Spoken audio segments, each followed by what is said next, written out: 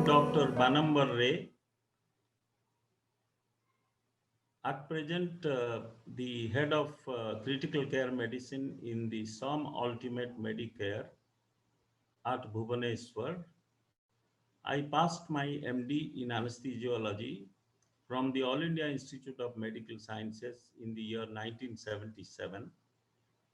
After 3 years of senior residency there, I joined the Tata Main Hospital, Jamshedpur, and then I rose to become the head of the anesthesia and critical care department there in the year 1992 and continue to remain as HOD and professor of anesthesiology in the MGM Medical College there till 2006 when I took over as general manager medical services of Tata Main Hospital.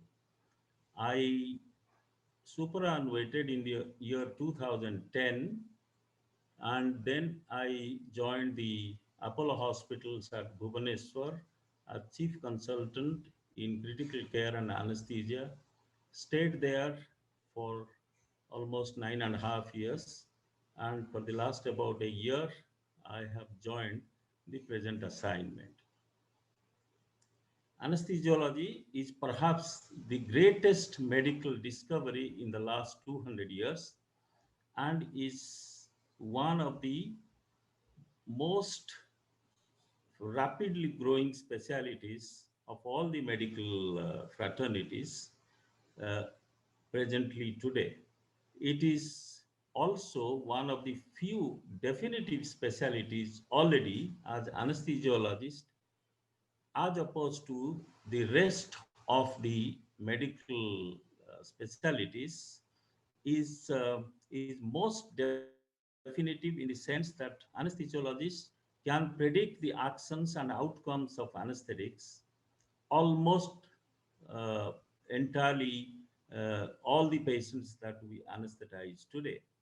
So therefore, those of us who actually have chosen anesthesiology as our career truly are most privileged, I would imagine, from my experience in the last 46 years. Anesthesiologist as a peri-operative physician has done well in terms of safety and taking up risks.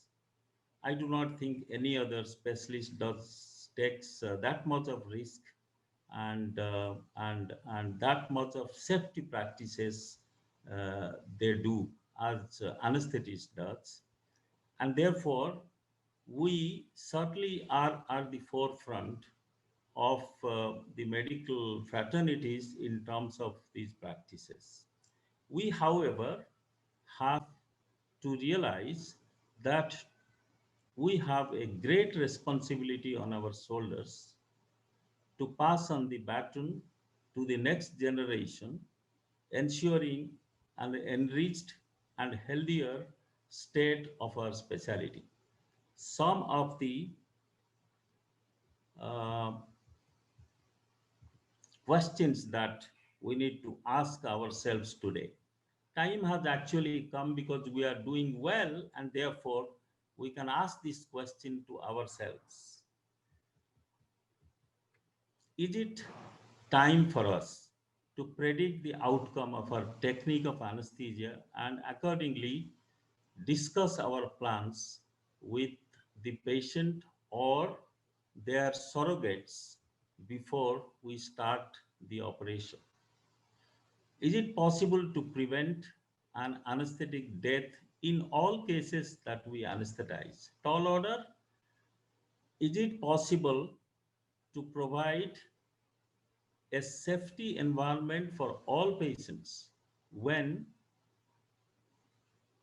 it's actually threatening to have so many iatrogenic complications that we see on a daily basis? Possible? Is it possible to monitor patients all the time, keeping ourselves stayed put close to the patient in the operating rooms? Some of us still may be going out for a stroll after anesthetizing. I think that needs to be curtail completely to zero. We should be all the time in the operating room. Is it possible to maintain higher than the highest benchmark in the parameters we monitor in the perioperative period? Is it possible to involve all our colleagues across all categories of staff who work with us and make them feel they are as important as we are to bring about a very, very positive change in our work culture? Is it possible to clinically audit our deficiencies in the professional practice without blaming each other? Is it possible to foster a good and friendly relationship with our surgical colleagues for the benefit of our patients? Is it possible for the senior anesthesiologist to do a pre-anesthetic checkup thoroughly and discuss the procedure with the patient or his surrogates? Is it possible not to hand over the anesthetized patient to another consultant who has not been involved with the patient before in the middle of the anesthetic procedure?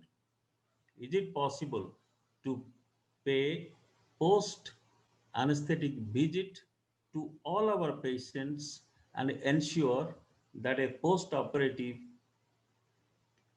pain relief protocol is very much in place?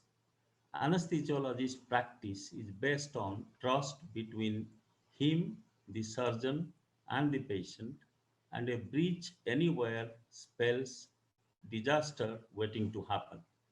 Technological advancement has made anesthesia, intensive care, and pain medicine more precise and definitive, but it still plays a second fiddle to the clinical medicine and does not replace it.